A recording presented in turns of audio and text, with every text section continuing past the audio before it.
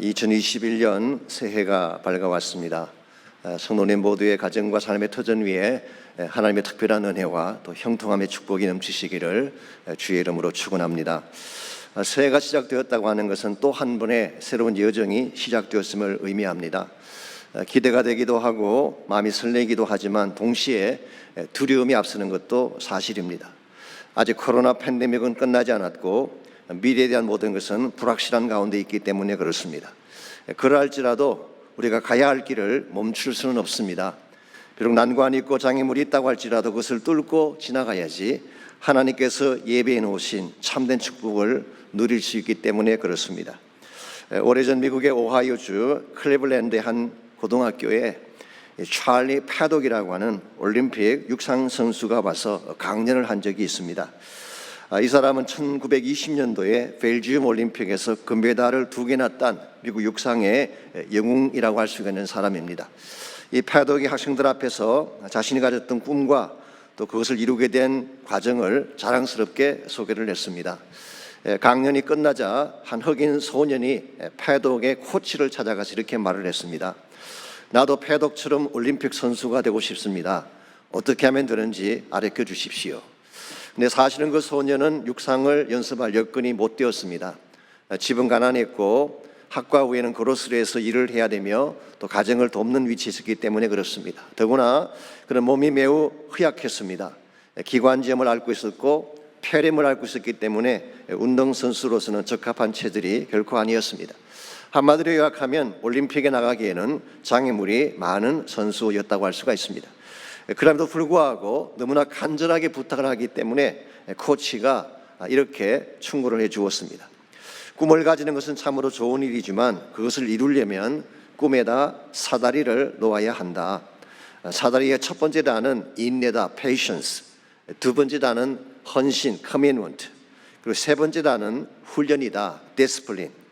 그런데 이 모든 것을 다 해도 마지막 한 단이 없으면 절대로 꿈을 이룰 수가 없다.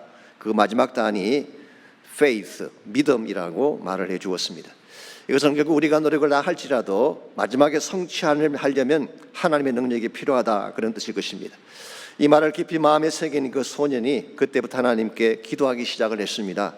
그리고 힘은 들지만 자신의 불안 난관들을 모두 극복을 하고 전심을 다해 훈련을 한 결과 1936년도에 베를린 올림픽에 출전을 해서 금메달 4개를 따는 영웅이 됐습니다. 이 사람이 미육상 명예의 전당에 이름을 올린 제시 오웬이라고 하는 사람입니다. 이 사람이 당시 베를린 올림픽에 참가함으로써 큰 충격을 전 세계에 던졌다고 합니다. 왜냐하면 나치 히틀러가 올림픽을 유치를 하면서 독일인의 우수함, 아리안 민족의 우수성을 만천하에 보이기를 소원했는데 흑인 선수 한 명에게 독일 백인 선수들이 속속이 무너졌기 때문입니다. 그래서 히틀러가 너무 화가 난 나머지 시상식 때 제시 오웬과 악수를 하지 않았다고 하는 그런 재미있는 일화가 남아 있습니다. 여러분, 우리 인생의 앞길에는 항상 장애물이 있기 마련입니다. 우리가 만약 그 장애물 앞에서 멈춰 서게 되면 아무것도 성취할 수가 없는 것입니다. 그러나 장애물이 있을지라도 믿음으로 그것을 뚫고 지나가면 하나님께서 준비해 놓으신 참된 차원의 축복을 누릴 수가 있습니다. 역설적이긴 합니다마는 새 축복의 장을 열기 전에는 꼭 어려운 시련이 먼저 찾아오는 것이 보편적인 삶의 패턴입니다. 그래서 안드레 핸들슨이라는 분은 이런 말을 했습니다. 모든 축복의 돌파는 큰 전투를 겪은 후에야 온다. 큰 시련이 통과한 후에야 참된 축복의 창이 열린다, 그런 뜻으로 말을 했어요.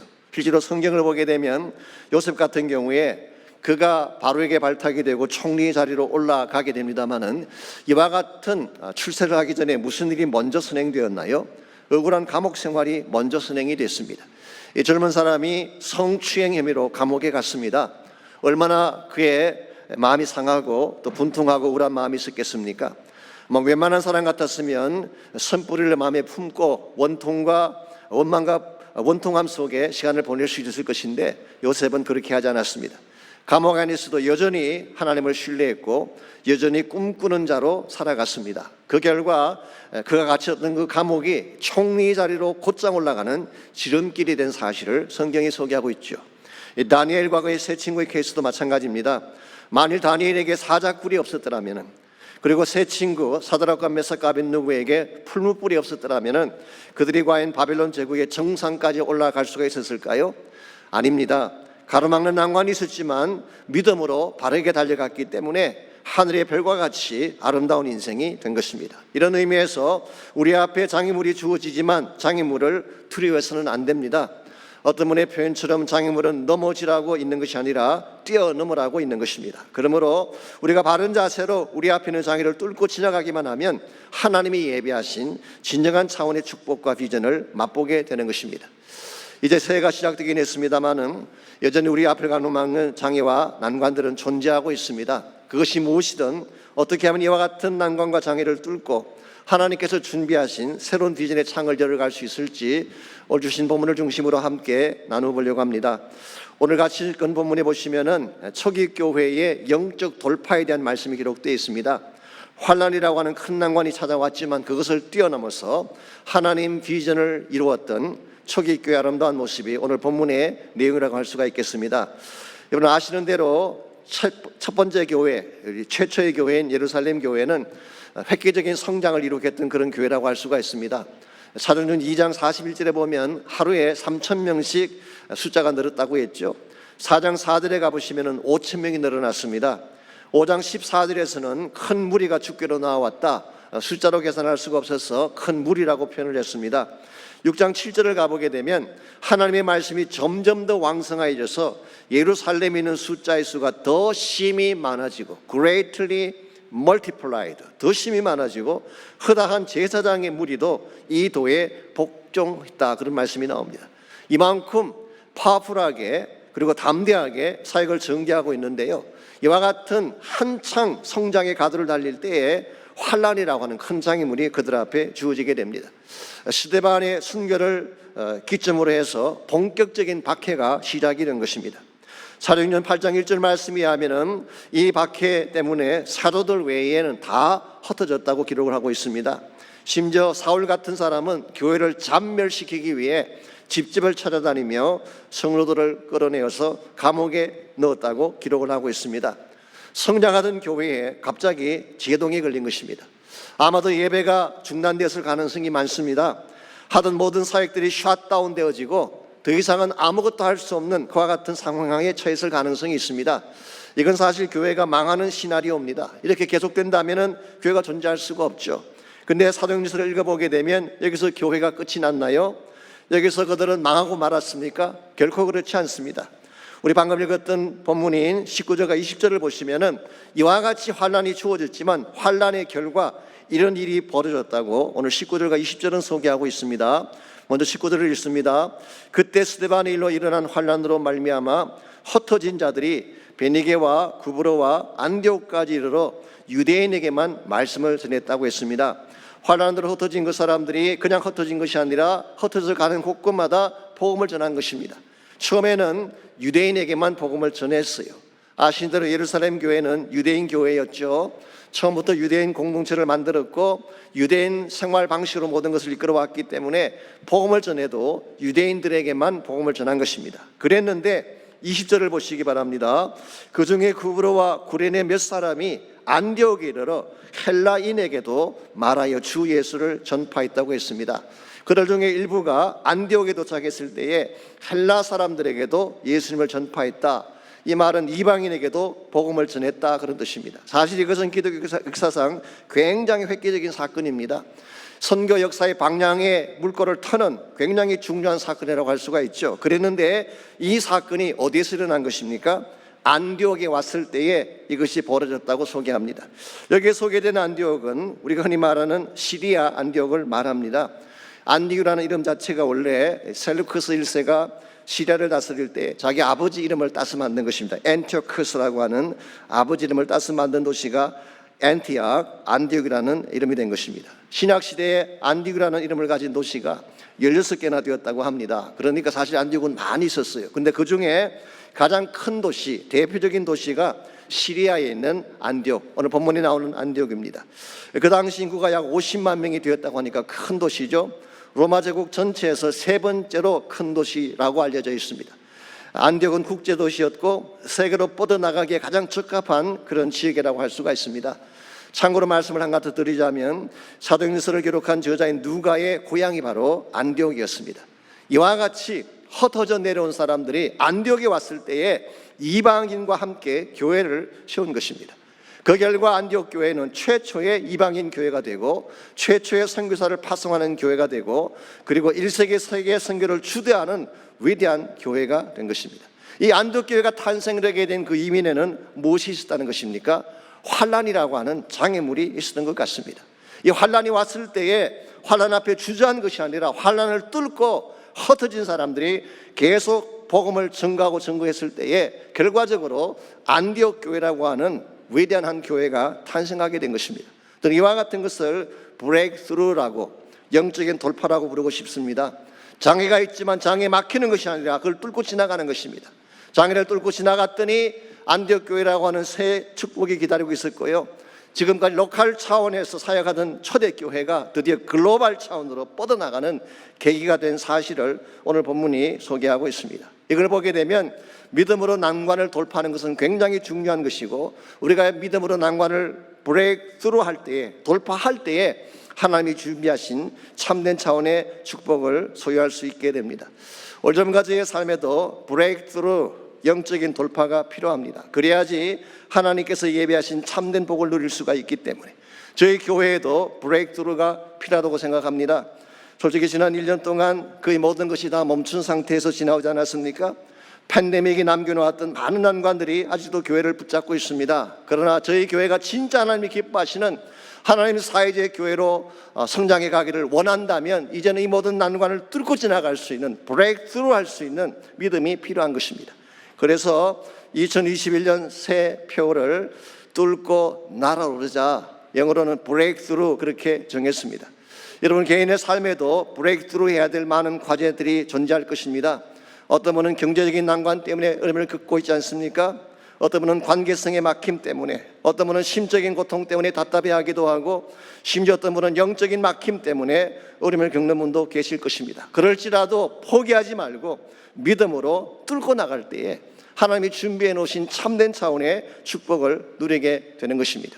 지금 우리 눈앞에 보이는 현실이 중요한 것이 아니라 그 너머에 있는 하나님 비전을 보아야지 하나님의 사람답게, 하나님 기뻐하는 교회답게 바르게 성장할 수가 있는 것입니다. 오래전에 휴스턴의 나사에서 비행훈련을 받던 조종사 한 분이 이런 간증을 소개하신 적이 있습니다. 한 번은 이분이 비행기를 타고 나갔는데요, 갑자기 스톰이 몰려온 것입니다. 이 비를 동반한 먹구름이 앞을 가로막는데 캄캄한 어둠 속에서 비가 몰아칩니다. 그때 이 조종사 마음속에 두려운 생각이 들어왔습니다. 어떻게 그걸 뚫고 지나갈 것인가, 이 비바람 속에서 어떻게 그것을 핸들할 것인가 두려워하고 있을 때에 그의 마음속에 들려오는 음성이 Rise up, 날아오르라 라고 하는 음성이 들려왔어요. 그래서 이 조종사가 위를 향해 올라가기 시작했습니다. 6,000피트를 올라갔는데 여전히 비바람이 앞을 가로막았습니다. 7,000피트를 올라가도 여전히 스톰이 있었습니다. 8,000피트를 올라가도 어둠은 사라지지 않았어요. 그랬는데 1만 피트 상공을 오르는 순간 갑자기 자신 앞에 찬란한 광경이 전개된 것입니다. 이 밝은 햇살과 함께 푸른 하늘이 눈앞에 전개된 것을 본 것입니다. 이것을 바라본 후에 그 조종사가 남긴 말이 이것입니다. 앞을 가로막는 먹구름이 아무리 두텁고 진해도 그 먹구름 위에는 하나님이 준비해 놓으신 찬란한 햇살이 빛나고 있다. 참 귀한 말씀이 아닐 수가 없습니다.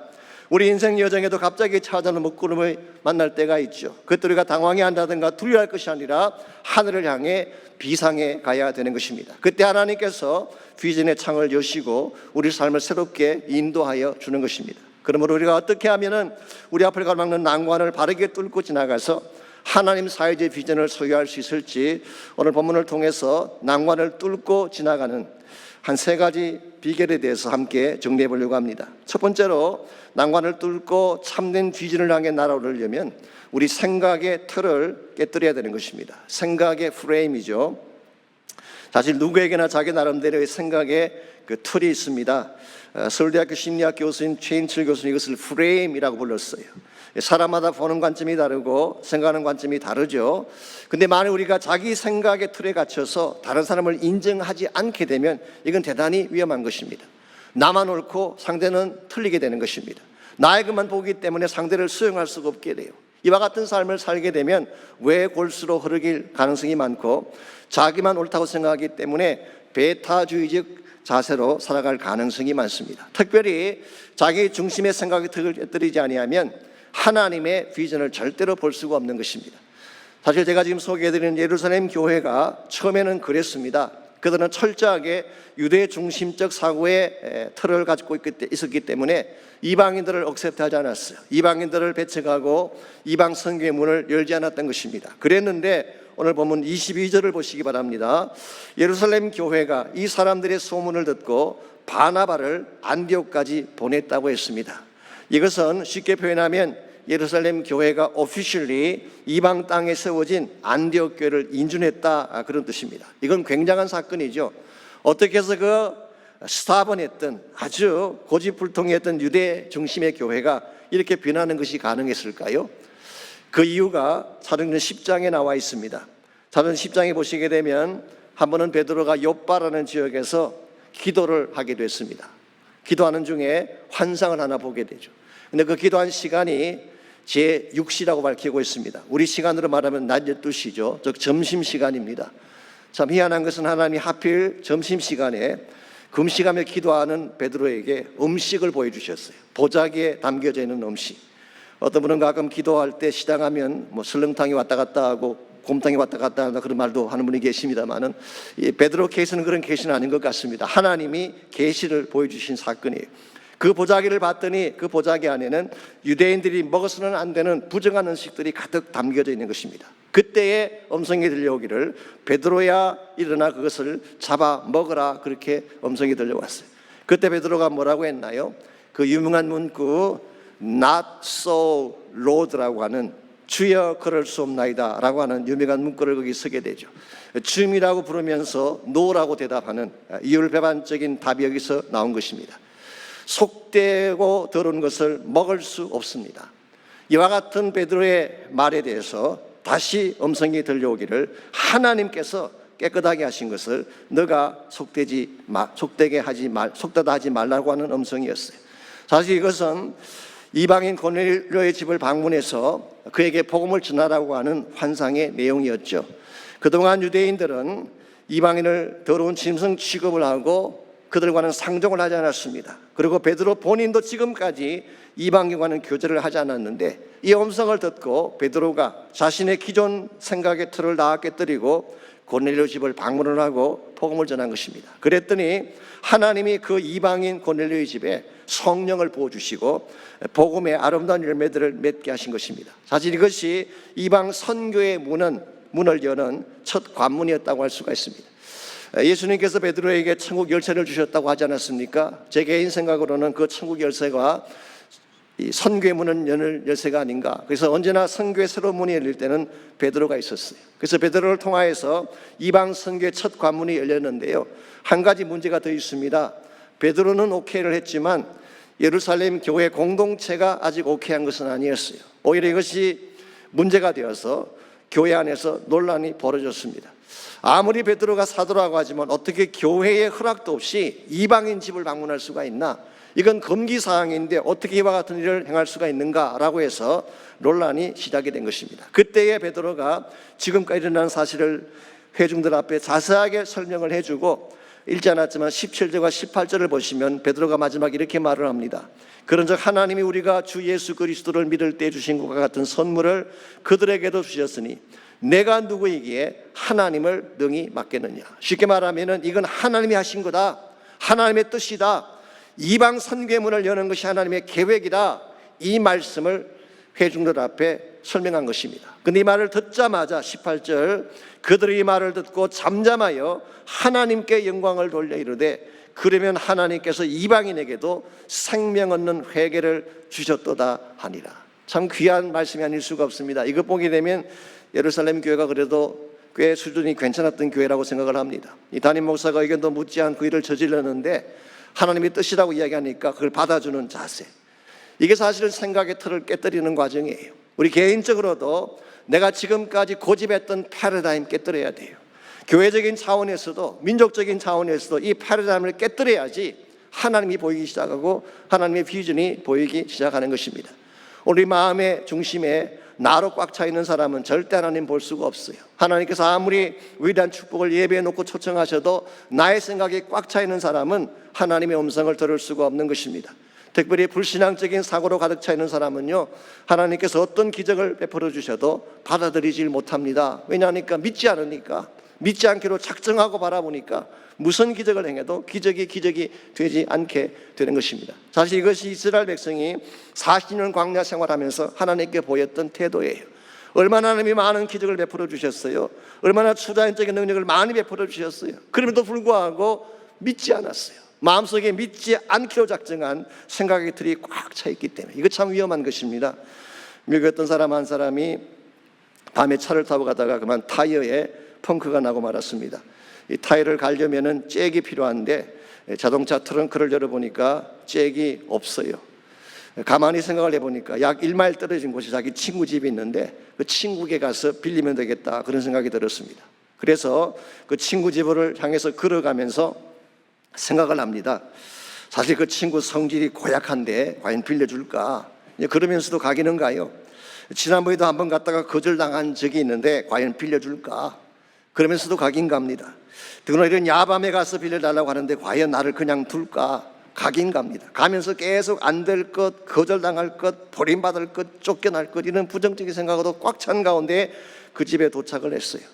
그리고 문을 두드리니까 친구가 나오는데 친구를 보자마자 대뜸한다는 말이, 야, 안 빌려줄 거면 그만둬, 그렇게 말을 했다는. 이 상대방에게 물어보지도 않고 빌려줄지 안 줄지 확인도 안 해보고 그만두라고 해버린 것입니다. 왜 그랬을까요? 이미 내 마음속에 안 된다는 생각이 꽉 차 있기 때문에 상황이나 조건에 상관없이 무조건 부정하는 것입니다. 이건 불행한 현실이 아닐 수가 없습니다. 여러분과 제가 하나님께 나아갈 때는 이런 내 중심적인 생각을 깨뜨려야 돼요. 부정적인 생각도 깨뜨리고 불신앙적인 프레임도 깨뜨려버리고 하나님께서 말씀하시면 무엇이든 할 수 있다는 믿음을 가지고 하나님께 나가셔야지 하나님께서 준비하신 복을 누리게 되는 것입니다. 이런 면에서 2021년 한 해는 여러분 자신을 비우고 지금까지 고정관념을 다 깨뜨리고 믿음 중심으로, 하나님 중심으로 달려나가셔서 하나님이 예비하신 모든 축복을 누리시기를 바랍니다. 두 번째로 난관을 뚫고 참 비전을 향해 날아가려면은 비전에 합당한 헌신을 해야 되는 것입니다. 비전에 합당한 헌신. 우리 비전이라고 하는 것은 꿈인데요, 꿈이라고 하는 것은 말만으로 되지 않습니다. 그게 합당한 헌신을 할 때에 꿈이 성취되는 것이죠. 23절에서 26절까지를 보시면 이 안디옥 교회가 선교 비전을 이루는데 결정적인 역할을 했던 두 인물이 소개가 되어 있습니다. 그 중에 한 사람은 바나바이고 또 한 사람은 사울입니다. 먼저 23절과 24절을 보시면 바나바에 대한 말씀이 나오는데요, 그가 이르러 하나님의 은혜를 보고 기뻐하여 모든 사람에게 굳건한 마음으로 주와 함께 머물러 있으라 권하니, 그래서 이게 권한다는 말은 encourage 한다, 혹은 admonish 한다, comfort 한다, 그런 뜻을 가지고 있는 단어입니다. 이 권한다는 것은 이 바나바의 전공이에요. 사실 바나바라는 이름 자체가 본명이 아닌 거 아시죠? 원래 그의 본명은 사도행전 4장에 보시면 요셉입니다. 그런데 평소에 워낙 다른 사람들을 인커리지하고 도와주고 항상 사람들을 세우는 일을 계속 해왔기 때문에 사람들이 이 바나바를 보고 너는 인커리저야, 바나바야, 그렇게 이름을 바꿔준 것입니다. 요즘 교회에서 권사라고 하는 직을 드리게 되죠. 사실 권사직의 핵심이 바로 이것입니다. 권사는 구원하는 자를 말하는, 인커리저를 말하는 것입니다. 저희 교회 안에도 바나바 같은 권사님이 많이 계시죠. 참 감사할 일입니다. 그런데 바나바는 구원하는 사람, 인커리저일 뿐만 아니라 그 다음 절을 계속 보게 되면 착한 사람이라고 말하고 있습니다. 착하다, 이것은 온유하고 겸손하다, 그런 뜻이에요. 여기에다가 성령과 믿음이 충만한 사람이다. 사실 착한 것만으로도 참 귀한 성품인데요, 여기에다가 영성이 함께 가는, 이걸 우리가 금상첨화라고 부르는 것입니다. 금상첨화가 무슨 뜻인지 아시죠? 비단 위에 꽃을 다한다, 그런 뜻이에요. 이와 같이 인격도 아름답고 영성도 뛰어나고 많은 사람들을 인커리지하는 이런 바나바가 있었기 때문에 많은 사람들이 그리스도에게로 돌아와서 안디옥 교회가 성장하게 된 사실을 말하고 있습니다. 그래서 이 바나바를 통해서 안디옥 교회가 세워지게 되고 많은 사람들이 모인 건 사실인데요, 이것만으로 충분하지 않았던 것 같습니다. 그래서 또 한 분이 등장하는데요, 그 사람이 사울이라고 하는 사람입니다. 나중에 바울이 되죠. 25절 26절을 보시면은 바나바가 사울을 찾으러 다소로 갔어요. 이거 보면 참 바나바가 귀한 분입니다. 본인이 기득권을 가지고 있지만 기득권을 주장하지 않고 본인이 색한 펄슨이 되기로 작정하고 그 먼 곳까지 사울을 찾으러 간 것입니다. 그리고 만남에 안디옥으로 데리고 와서 둘이 교회에 1년간 모여 있어 큰 무리를 가르쳤고 제자들이 안디옥에서 비로소 그리스도인이라 일컬음을 받게 되었다라고 오늘 성경은 기록하고 있습니다. 여기서 안디옥에서 제자들이 그리스도인이 되었다, 이 말은 우리가 주목할 필요가 있습니다. 오늘 우리가 생각하는 것과 사실 좀 반대 케이스 같은데요. 오늘날은 이 크리스찬이라는 이름이 교회에 나오면 다 그 이름을 불러줘요. 그게 크리스찬 그러는데 이 크리스찬 이름은 사실 그렇게 함부로 쓸 수 있는 게 아닙니다. 그래서 크리스찬들을 교회에서 말씀으로 훈련을 시키면 제자가 된다 그러는데 오늘 본문은 반대로 이야기하고 있어요. 원래 제자들을 1년 동안 말씀을 잘 가르치고 양육을 했더니 크리스찬이 됐대요. 이 크리스찬이라는 이름의 뜻이 무엇인가요? 이것은 예수에게 붙은 사람이다, 작은 예수다, 그런 뜻입니다. 그래서 이 크리스찬 이름은 굉장히 아름다운 이름이에요. 누가 봐도 예수 믿는 사람인 것입니다. 어디를 살펴보아도 예수님 향기가 나는 사람, 이와 같은 사람들을 양육을 해야지 안디옥 교회가 선교 사역을 할 수 있게 된 것입니다. 하나님은 안디옥 교회를 세우고 선교적 비전을 이루기 위해서 바나바도 사용했지만 바울도 사용을 했어요. 하나님의 교회에는 이 두 역할이 다 필요합니다. 우리 모두에게도 하나님 주신 은사가 따로 있지 않습니까? 우리에게 주신 은사를 따라서 각각 본인에게 할당된 바른 사역을 하고 합당한 사역을 해야지 교회가 바르게 성장을 하고 하나님 비전을 이룰 수가 있는 것입니다. 저는 솔직히 이번에 코로나를 겪으면서 많은 것을 깨닫게 되고 느끼게 됐습니다. 난세의 영웅이 나온다, 그런 말이 있잖아요. 어려운 시기가 되고 보니까 정말 누가 교회를 사랑하는 사람인지 교회를 지키는 사람인지를 알게 되겠더라고요. 어려움 가운데도 예배를 지키는 분들이 계셨습니다. 기도의 자리를 지키는 분들이 계셨어요. 어렵지만 섬김의 자리를 지키고 힘들지만 사실 본인은 교회 나오지 못하면서도 교구장으로서 목자로서 양들을 지키는 분들을 제가 많이 보았어요. 이와 같은 사람들이 바로 영웅들이, 히로즈. 영웅이 따로 있는 게 아닙니다. 자기 역할을 하는 사람들이 영웅이에요. 그것도 unsung heroes, 이름 없이 빛도 없이 사역하는 영웅들.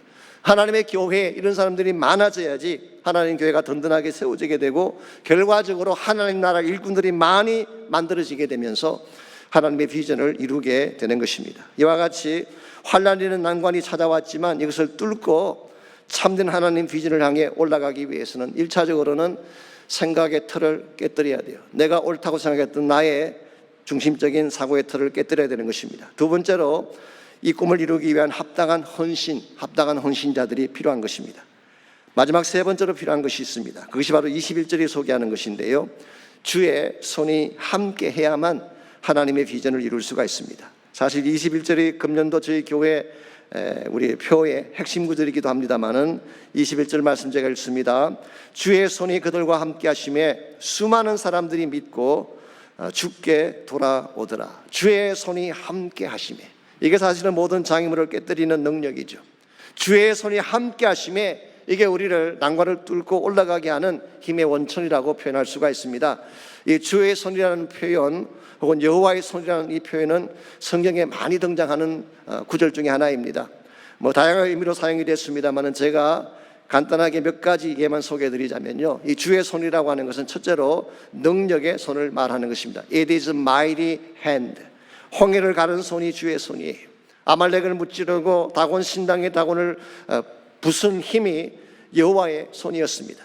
이 주님의 손이 우리와 함께하면 불가능이 있을 수가 없는 것입니다. 두 번째로 이것은 보호의 손, It is a protecting hand. 이스라엘을 죽음의 사자로부터 보호한 것이 여호와의 손이었죠. 악한 대적으로부터 보호한 것도 여호와의 손이었습니다. 사무엘상 7장 13절에 보면은 여호와의 손이 사무엘이 사는 동안에 블레셋 사람을 막으심에 그들이 다시는 이스라엘 지경으로 들어오지 못했다고 기록하고 있어요. 주님의 손은 우리를 적으로부터 보호하는 손. 산헤립의 18만 5천 대군이 하룻밤에 진멸된 것도 여호와의 손이었어요. 이 여호와의 손이 금년 한 해 동안 여러분과 함께 하시면 어떤 대적도 여러분을 이길 수 없음을 믿습니다. 세 번째가 붙드심의 손입니다. It's a holding hand. 시편 37편 23절 24절을 보시면은 이게 다윗의 체험적 고백이긴 합니다마는 여호와께서 사람의 걸음을 정하시고 그의 길을 기뻐하시나니 그는 넘어지나 아주 엎드러지지 아니함은 여호와께서 그의 손으로 붙드심이로다 그랬어요. 이 주님의 손이 함께 가면 비록 우리가 연약할지라도 주저앉지 않게 되는 것입니다. 그 손이 나를 붙드시고 일으켜 주실 것이기 때문에. 네 번째가 축복의 손입니다. It's a blessing hand. 역대상 4장 10절에 보면 그 유명한 야베스의 기도가 기록되어 있습니다.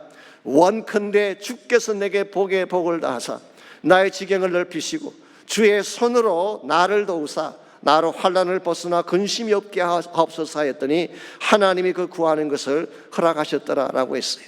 복에 복을 다하시는 손, 모든 환난을 벗으나 근심을 씻겨주시는 손, 이 주님의 손이 오늘 여러분의 인생을 축복하시면 코로나 바이러스가 떠나가고 불행과 아픔이 다 떠나가게 되는 것입니다. 이와 같은 것이 주님의 손인데요, 오늘 본문에서는 한 가지를 더 소개하고 있습니다. 주의 손이 그들과 함께 하심에 수많은 사람들이 믿고 주께 돌아오도다. 이거 무슨 손을 말할까요? 이것은 부흥의 손을 말하는 것입니다. It's a revival making hand. 주님의 손은 부흥을 가져오는 손이에요. 하나님 나라가 세워지는 손입니다. 수많은 사람들이 주께로 돌아오고 하나님 나라가 세워지고 복음이 열방 가운데 뻗어나가게 하는 힘이 바로 주의 손으로부터 나오는 것입니다. 그러므로 여러분과 제가 정말 우리 앞을 가로막는 장애를 뚫고 브레이크트루 하기를 원한다면, 그 결과 비전의 창을 향해 올라가기를 정말 원한다면 주님의 손을 붙잡아야 되는 것입니다. 사실 우리를 공격하는 사탄이 굉장히 무섭게 우리를 공격하지만요, 실제 사탄은 허상입니다. 문제가 굉장히 많고 우리를 공포 속에 넣는 수많은 사건들이 있지만 사실은 그것이 다 허상들이에요.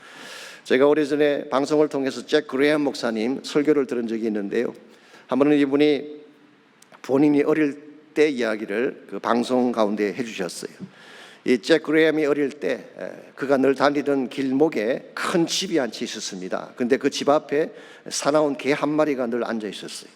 그래서 잭이 다가가면 항상 어르렁거리면서 달려들기 때문에 그 집 앞을 지나가는 것 자체가 두려움이요 공포였습니다.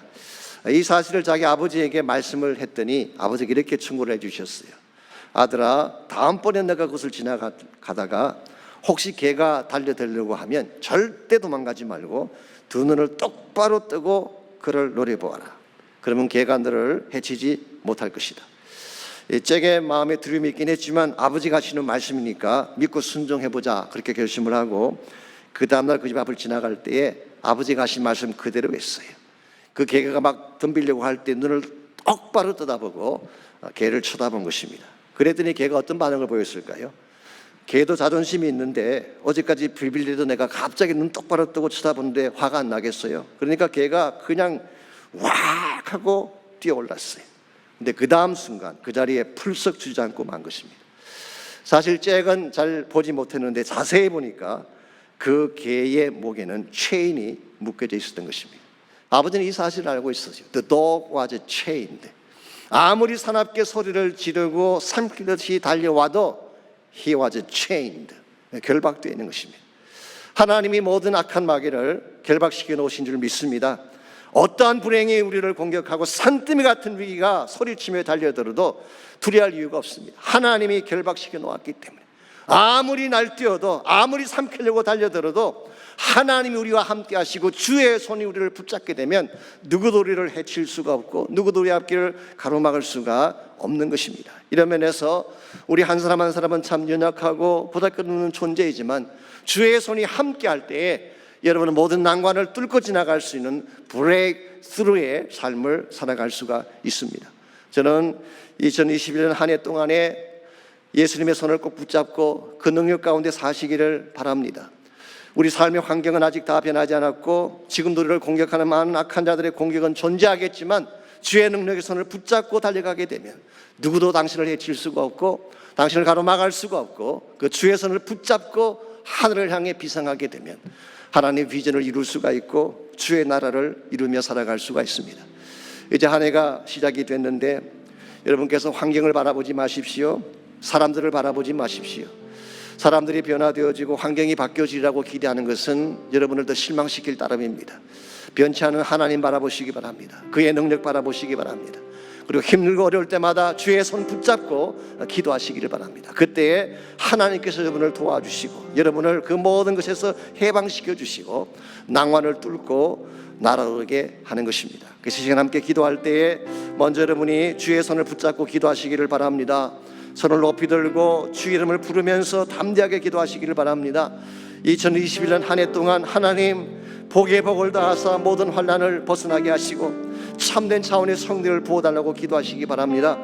더 이상 코로나에 눌리지 아니하고 더 이상 불행한 현실에 눌리지 아니하고 주의 비전을 바라보며 날아오르는 한 해가 되게 달라고 기도하시기 바랍니다. 또한 여러분 자녀를 위해 기도하시고 가정을 위해 기도하시고 교회를 위해 기도하시기를 바랍니다.